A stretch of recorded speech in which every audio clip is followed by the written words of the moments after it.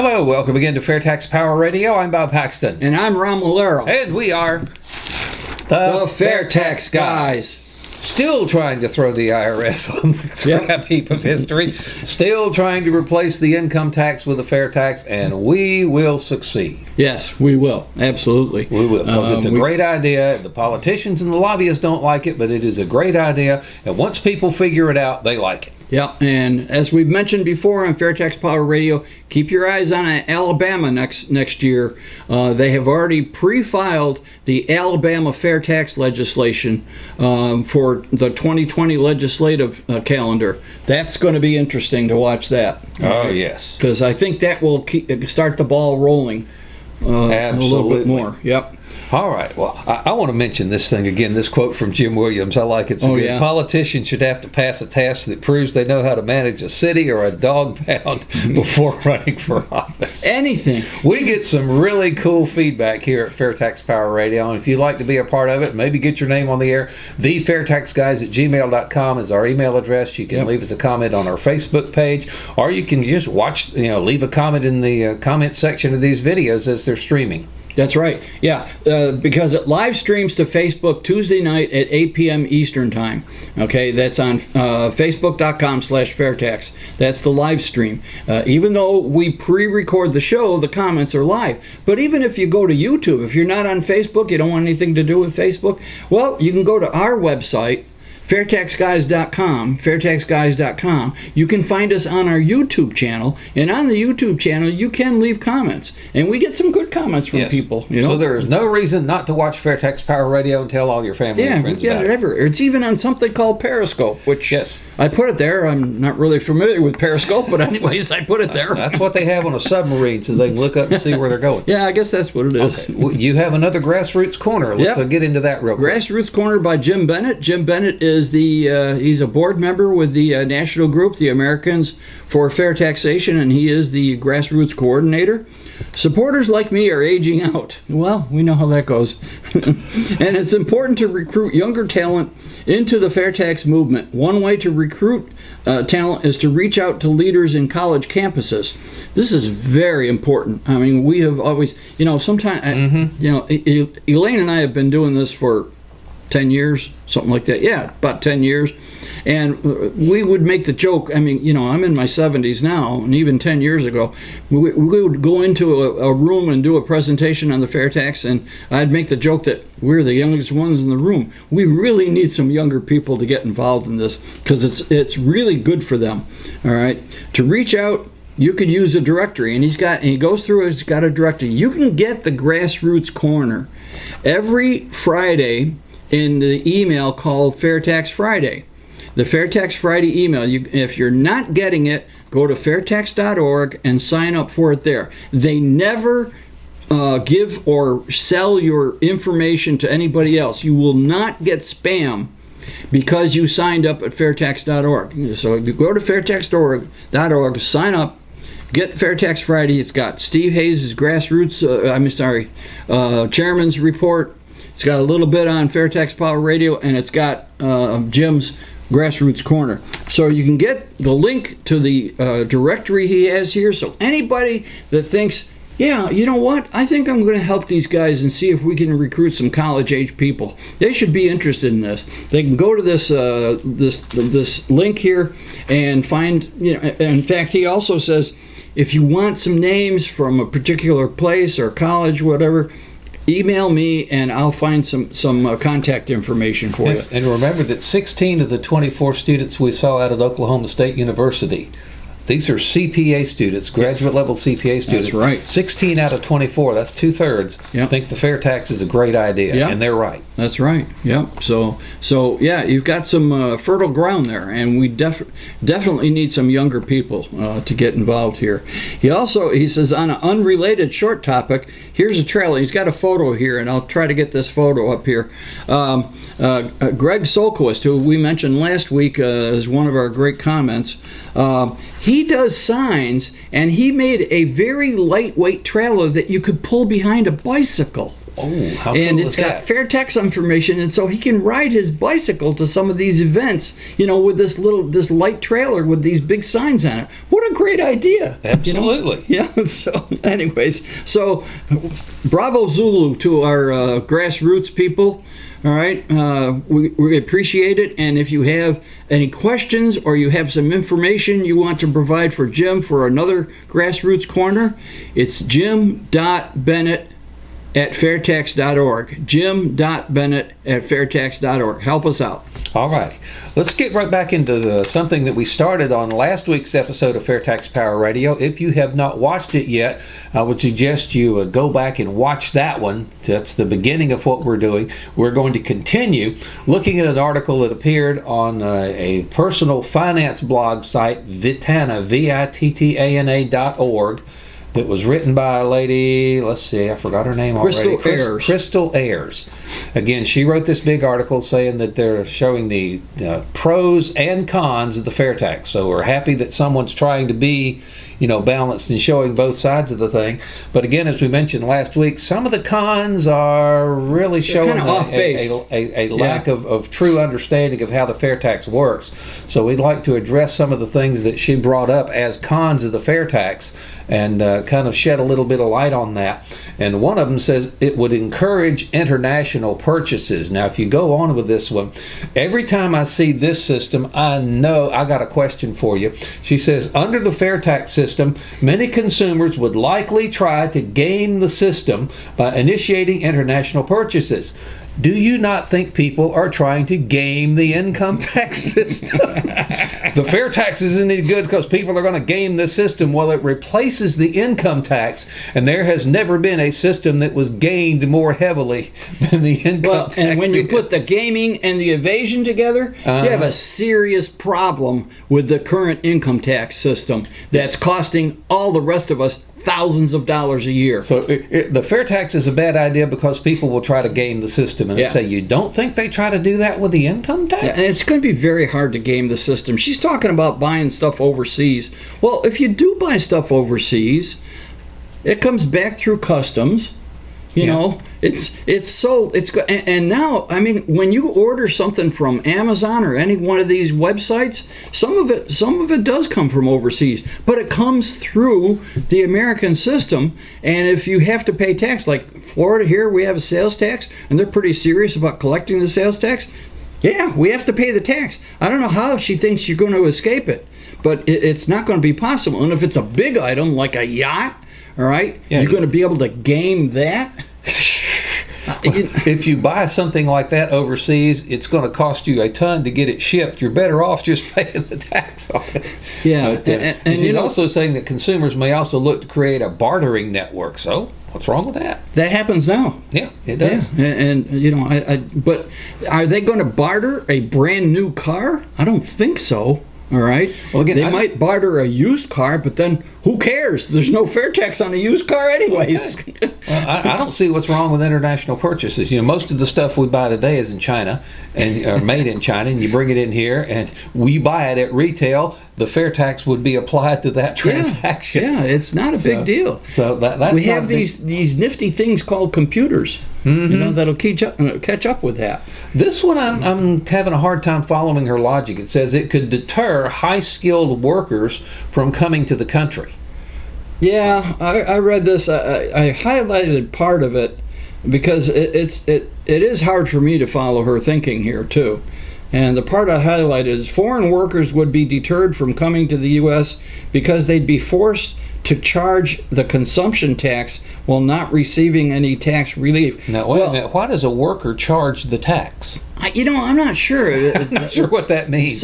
Maybe we're misunderstanding her. Let's give her the benefit of the doubt. If you got a foreign worker that comes to the country and they're hired by a company, the company's going to put them on their payroll system and it's going to do what they have to do. I'm not sure. Well, again, and when they purchase stuff, all right, how are they going to evade? I don't understand. How many people have decided where I'm going to live based on the tax system? Because these high-skilled workers, they can either come here where there's a fair tax, or they can stay in Europe where there's a VAT tax, or they can stay someplace else where there's another kind of tax. Yeah. So I'm not so sure that if you got a high skill, a skill that is in great demand in the free marketplace, you're going to go where that skill could be greatly rewarded. And the fair tax, again, would make the United States the most business-friendly place on the planet. I can guarantee you that a lot of high-skilled people that are currently working overseas will come to the U.S. if the fair tax were the law of the land. And if they come to the U.S. and get a work visa and become a permanent resident, they're going to get the rebate. We already went over that in another issue in the last episode. Yeah. Permanent residents, green card, work visas. Yeah, they'll be eligible for the rebate, so they're not going to get hammered. I'm thinking, maybe she's talking about foreign workers coming here and forced to charge. Maybe they're supplying a service instead of working for a company. They've got their own little thing going on and so forth. Yeah. And So if you own a convenience store, you're going to have to collect the fair tax on those sales and things like that. Yeah. So, but if they're set up properly here within our immigration laws, they'll be eligible for the rebate. Yep. Number 9 on her list of cons, it would raise taxes on most families. Now that, again, is something we have dealt with before. Your fair tax expands the tax base, collects the same amount of money for the federal government as the income tax does. When that happens, each individual share, on average, goes down. Again, there will be some who will pay more, but most will pay less under the fair tax. And she's getting into, on this point, she's getting into this 23% versus 30% argument. Yeah. And we've dealt with that one. Yeah, because 23% inclusive, 30% exclusive, it's the same amount of money. It's a matter of semantics.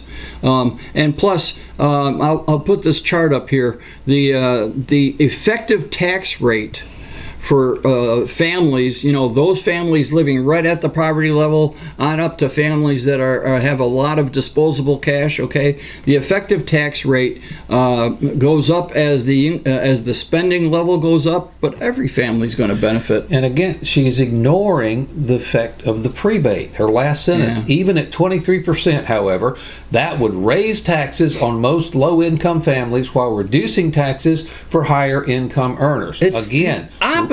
Lower income people will pay nothing out of their own pocket if they spend right at the poverty level. You have to spend millions and millions of dollars before your out-of-pocket tax rate under the fair tax approaches the 23%. Yeah. It's going to be, because again, it gets refunded to you by the prebate. And your low-income people, they are paying a ton in the most regressive taxes on the books right now. The payroll taxes for Social Security and Medicare. Yeah. The fair tax gets rid of those payroll taxes. It gets rid of the income tax, meaning it gets rid of withholding. So your low-income people are going to be bringing home significantly larger paychecks, plus they'll be getting this prebate. They will be getting a refund on all the fair tax they pay on their spending up to the poverty level. You don't take a dime out of your pocket until you spend more than the poverty level, which means you feed your family before you feed the government. Yeah. But to say that a 23% tax without the prebate, that would be hard on the poor. Yeah, and with the prebate, it practically just erases the fair tax on the lower end of the scale. Yeah, and I'll put the chart up there, the effective tax rate, so you'll be able to see this while you're listening and watching the program. But it's very obvious that the fair tax really helps the people that most need it, those people living right at the poverty level, while the effective tax rate increases as the level of spending increases, for different families, assuming they're all a family of 4. That's what this chart looks at. And we hear the same kind of argument. Well, the lower income people have to spend just about all that they make to stay alive. Therefore, the percentage of what they make that's spent on consumption is much greater than the millionaire who only maybe spend a third or a half. Yeah. So you're taxing all of the lower guy's income and only a little bit of the upper guy's income. Yeah, but the prebate negates that whole thing. Prebate negates that whole thing. That is true. If it weren't for the prebate, the fair tax simply wouldn't work, because it would be very regressive. It would be very harmful to those people just getting by, living at the poverty level. The prebate completely erases that problem. Yeah, but look at it too. A high-income person that only spends half of what he makes, what happens to the other half? Saved, invested, things that help the economy. Yeah, so exactly. by not taxing the higher ends up, above what they consume, you're helping the economy, which helps everybody. Yeah, there's no way around it. The fair tax is going to help people. It's going to help the people living at or near the poverty level the most. And for those people that have a lot of disposable cash, all right, even if they don't spend it all, which people seem to be really upset about, and I keep reminding them, mind your own darn business, all right? What they earn and spend is none of your business. But anyways, if they don't spend it, they're going to invest it. Yep. And when it's invested, it's available for small business startups and so forth, which creates jobs. But again, you're not taxing any spending at or below the poverty level. That's right. Yeah. So say even if the fair tax is collected at the cash register from everybody, you get the rebate back. So the idea that's just not going to be a all right. You ready for the next one? I am. It will eliminate all deductions. Well, yeah. Yeah, that's true. It'll eliminate the deductions. That is a good thing. Yeah. And it's also going to eliminate the thing they're deducted from, the income tax. You'll eliminate the deductions because you eliminate the tax from which the deductions are being applied. So, I mean, I can't really say much more than that. It eliminates the deductions, But it eliminates the income tax entirely. So all deductions go away. That just kind of comes with it. This one again shows I'm not sure that she's done her homework entirely. It will disproportionately affect seniors. Yeah, I've heard this before. Well, we've paid the income tax all our lives and so forth, and now and we've got all these savings and these retirement investments, and now you want us to pay it again. All right. Well, under the current system, all right, first off, when you withdraw those retirement systems, when you start to take the money out, if they were a tax deferred type of system, well, you're going to have to pay the tax on it. Yep. All right, you're going to have to pay the tax on it. Then, on top of that, when you purchase something, you're paying the embedded costs of the current tax system. That's it. The fair tax would force seniors living on a fixed income to pay the same consumption taxes as everyone else. Well, seniors living on a fixed income pay the same prices as everyone else. You know what? And the prices for goods and services include the embedded cost of the income tax system. I think that describes you and I. Seniors living on a fixed income. Yep. Guilty. Okay. Well, whatever. But under the fair tax, the federal government's not going to take any withholding out of my Social Security or my retirement distributions from teaching in New York State, and the embedded costs in the stuff I buy is going to be reduced greatly. And I'll have to pay the fair tax, but on top of that, I also get the rebate. Under the fair tax, seniors will not be disproportionately hurt. Yeah. Now, here's another point she makes that I would like to challenge her to prove. It would cost more to collect the tax. I don't understand. How do you do that? She comes up with some figures. I don't know where she got the figures. The Internal Revenue Service has a multi-billion-dollar budget. The fair tax, as we've mentioned before, will be collected by the states. The states already have their departments of revenue in place. You fill out a really short little form based on how much inventory you sell per collection period. This says, let's see, because the responsibility to collect taxes would likely fall on state-based revenue departments. That's true, the state will collect them. The cost of doing so would likely cost over $9.6 billion. I would like to see where that figure came from. The savings generated by eliminating the IRS would be a $9.38 billion. I think their budget is bigger than that. Yeah, because But you've also got, when you're collecting the tax from retailers versus individuals, there are a lot more individuals than there are retailers. Yeah. So if you have a system that's only going to have to mess with the retailers, you've got a much smaller population that you're going to have to administer and enforce against, if you will. Yeah. So to say that the whole thing is going to cost more to collect the tax, that's kind of laughable, because again, it's going to be handled by computers.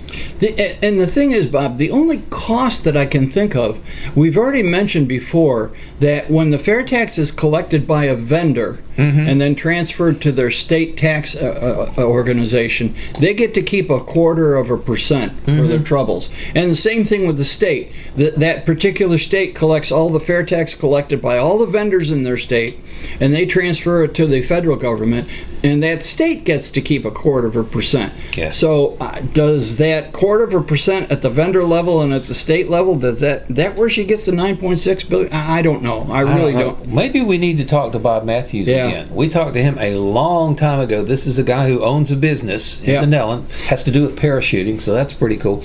But we did a whole episode several years ago with him on his personal experience in dealing with the income tax versus dealing with the state sales tax as a business person. And in a nutshell, he said it was much, much easier, much less time consuming to deal. Just fill out the form, send it into the state, that's it. You don't have to fill out. You don't have to keep records other than just what you sell. You don't have to keep other stuff that you have to do these corporate income tax. You don't have to pay a tax attorney to fill out that little form. You don't have to have CPAs to fill out that little form. It is much, much easier to deal with the state sales tax than it is to deal with the federal income tax. And I can attest to that too, because my wife and I had, I've mentioned before that after I left education, my wife and I bought a commercial truck and we went on the road together, 6-wheeler, not an 18-wheeler. Yep. And but then we bought some additional trucks and leased them out to people, and we had to pay the sales tax on the lease that we collected. It was very simple. You get the lease figure, what was paid to us in lease. You figure, I think it was 6.5%, and to send that to the state, they made it very easy, because you create a sales tax bank account. And you just get online and you transfer money from your business account to the sales tax bank account that's set up to go to the state agency. You let them know, all right, here's the figures for this, and that's it. It takes minutes. Yeah. It takes minutes to do that. Then, on the annual basis, doing the income tax? When you consider the complexity of the income tax versus the simplicity of the sales tax, I mean, I don't see how anybody could think it would cost more to collect a sales tax than it would the income tax. Now, if she can support what she says, other than this will likely happen. And there's another thing. Not just the cost, say, by the IRS and so forth, but what about the cost to businesses of the current system? The cost of keeping up with the income tax. Isn't that a cost we should be concerned with? Because that's going to drop precipitously when we get the fair tax. I mean, the businesses are going to save a lot of money, which they're going to be able to reinvest in their business and create more jobs. Okay, so Crystal, we're really not trying to pick on you here. We're just trying to show where some of the things that you said in this article, I'm not so sure that you fully understand what the fair tax is all about. We'll be glad to talk to you if you want to. In fact, we'll bring you on the program if you want to talk about it as well. Yeah.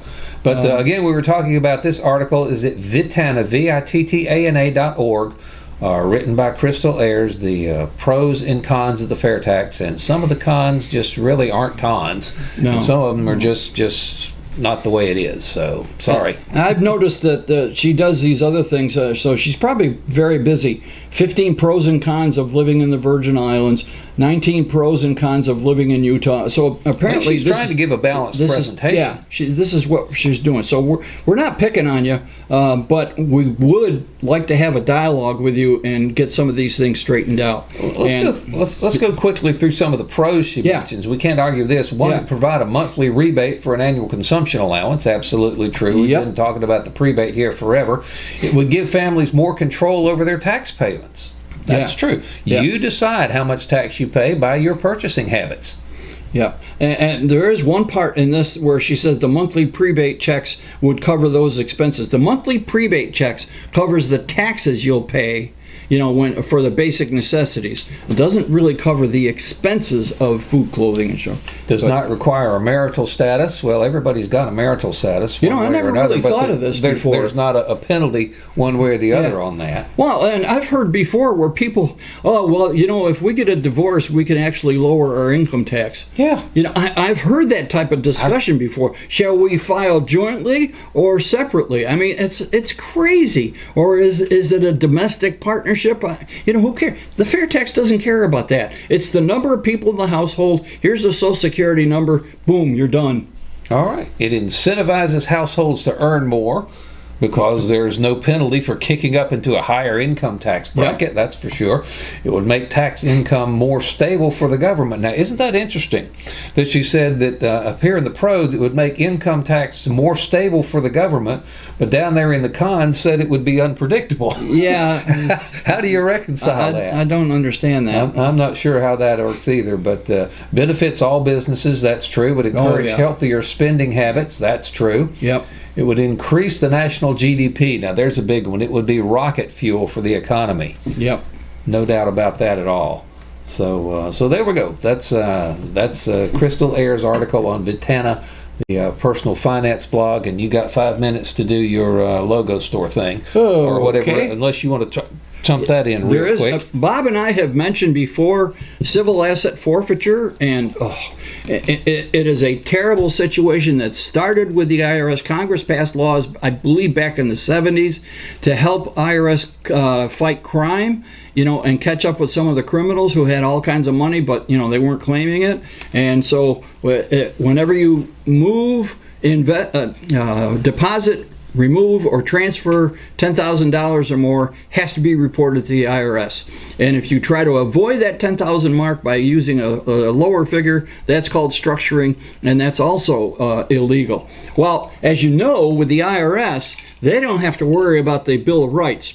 What due process? They don't need due process. What Bill of Rights? What Bill of Rights? What's that? They don't need that. So, unfortunately, a lot of totally innocent people have fallen victim to this civil asset forfeiture.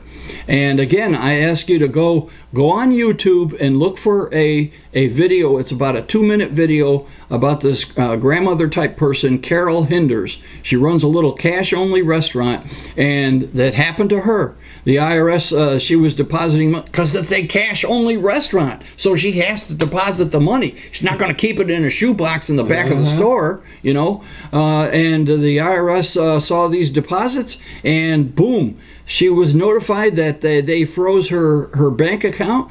She couldn't buy stuff for her restaurant. It's a terrible situation. Trump signs new law to protect innocent small business owners from IRS seizures. It's about freaking time, because this has really hurt a lot of people. And now, if he would only sign the bill that would get rid of the IRS. Yeah, that's a step in the right direction. Let's keep going. Yes. All right. So, anyways, that was good. And I apologize. I just noticed this, before I came to the studio here, that I didn't put the website on here. I can't tell you exactly where I got this, but anyways, for the first time in 20 years, Congress has reined in the civil asset forfeiture, which lets the federal government permanently confiscate money without ever filing criminal charges. This is a terrible situation, and I'm glad to see they're taking steps to rein that in. Now you got about a minute and a half to do your logo stuff. Okay, all right. You can buy these palm cards with good information about the fair tax on both sides, and some websites and so forth. You can get them in a package like this. We encourage you to order them. Go to FAIRtaxLogoStore.org, FAIRtaxLogoStore.org, and get these campaign buttons. You can get pens. You can get a shirt like this, or a hat, or a jacket. You can get these, scrolling banners. These are wonderful to take to a town hall meeting because they're easy to sneak in. Not that I would ever encourage anybody to do that. The prebate cards are the size of business cards. Basic information about the fair tax on one side and the prebate schedule on the back side. Please demonstrate your support for the FAIRtax by going to FAIRtaxLogoStore.org, FAIRtaxLogoStore.org, and buy some materials. You can, leave these cards whenever you go out to dinner and you sign the check. This is another tip for them. Yes.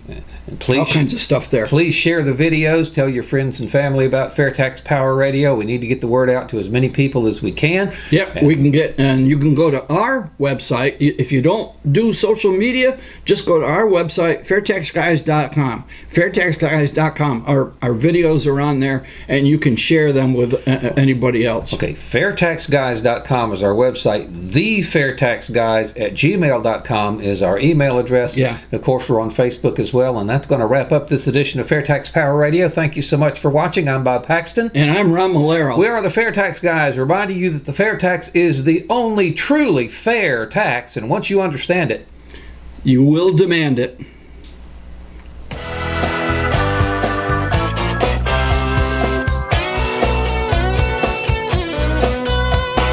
FAIRtax is coming. Don't